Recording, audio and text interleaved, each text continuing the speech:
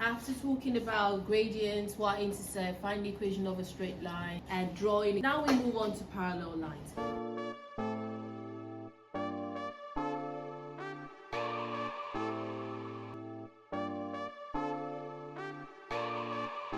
When we say two lines are parallel, it means that they would never meet.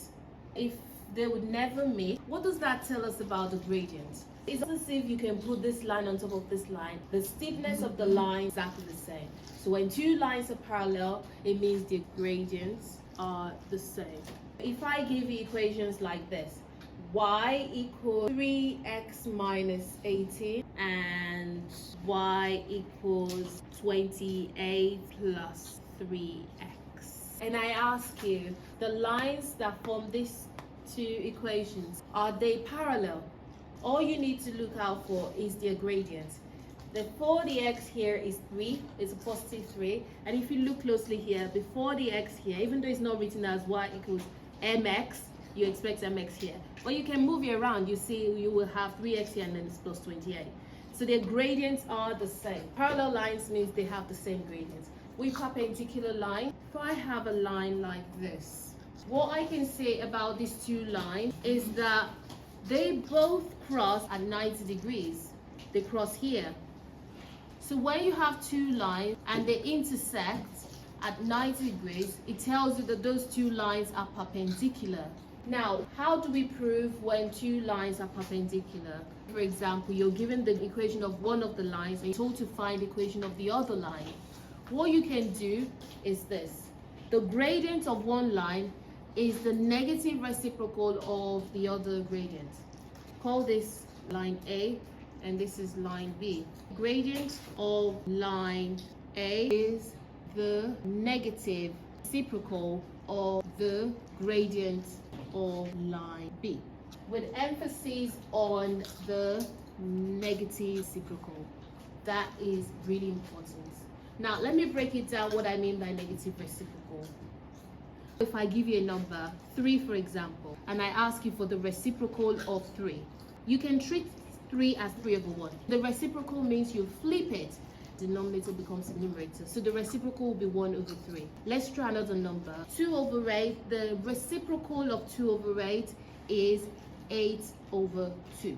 Negative reciprocal would mean that this becomes minus 1 over 3.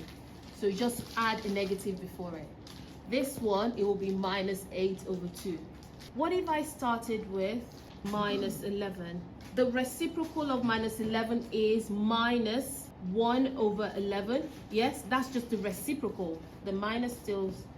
But then the negative reciprocal of minus 1 over 11 would be, the minus just cancels out. So it's just 1 over 11. Now I'm going to give you some work to practice because we need this for the gradient bit. Please have this written down because it's really important.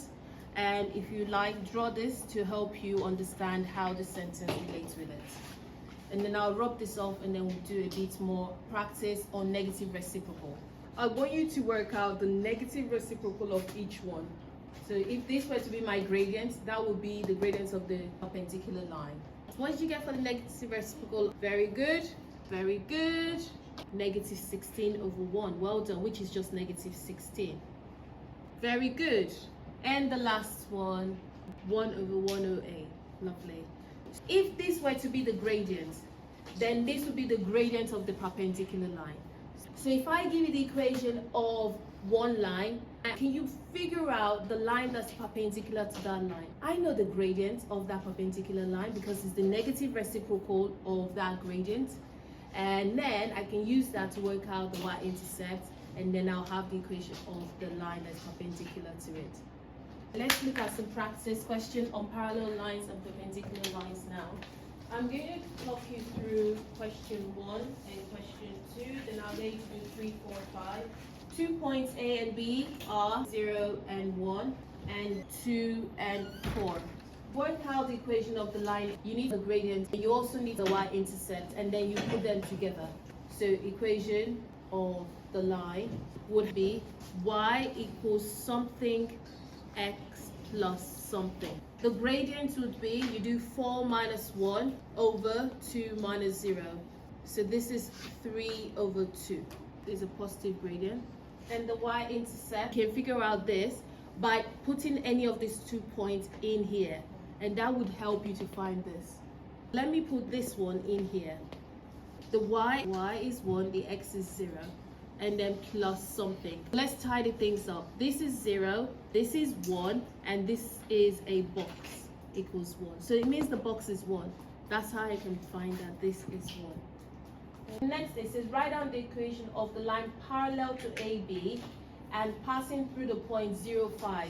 This is key, parallel, and the fact that it's passing through. So how do we work this out? First of all, what's the gradient of this line that is parallel to this? It will be 3/2. So I can start off my equation with y equals 3/2 x, because they're parallel, so they have the same gradient. And then I don't know what the y-intercept is because they didn't give it in the question.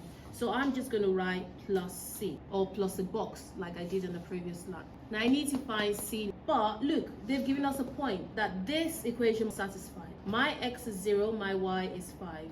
X is 0 and y is 5. Everything else stays the same. This is 0 and that is 5 plus c. So that means c is 5. Y-intercept is 5.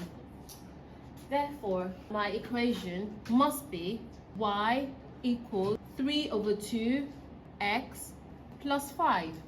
And that's it. That is the equation of the line that is parallel to line AB. Then, part C says write down the gradient of the line perpendicular to AB. What would the gradient of the line perpendicular to AB be? Yes, negative reciprocal. So more specific, what's the answer? The negative reciprocal of that gradient is the gradient of the line perpendicular to this. So part C, gradient of line perpendicular to AB is negative 2/3. Simple as that. And then part D says write down the equation of the line perpendicular to AB and passing through the point 0,2. Similar to what we did here, but now it's perpendicular and it's passing through a different point. D, equation of the line perpendicular to AB and passing through 0,2. So equation is y equals the perpendicular minus 2/3 x plus c. But it passes through this point. Replace your x and y with this x and y coordinates so that you can work out what c is, and then you can establish the equation of the line perpendicular to AB. Similar to what we did here. Our x is 0, so 0, and y is 2, and everything else stays the same. Minus 2/3 plus c. So you have 2 equals 0 plus c. So it means c equals 2. The equation of the line perpendicular to AB is y equals minus 2/3 plus 2. And that's it. Any question? It is a lot to take in, but if you follow through the step by step, you understand it. Yes, you see, you spotted the pattern. Here is 0, 1. That's the reason why this one has 1 here. This one, you can see, is 0, 5. So it's 5 here. That's why the answer is positive 5. Here, you can see is 0, 2.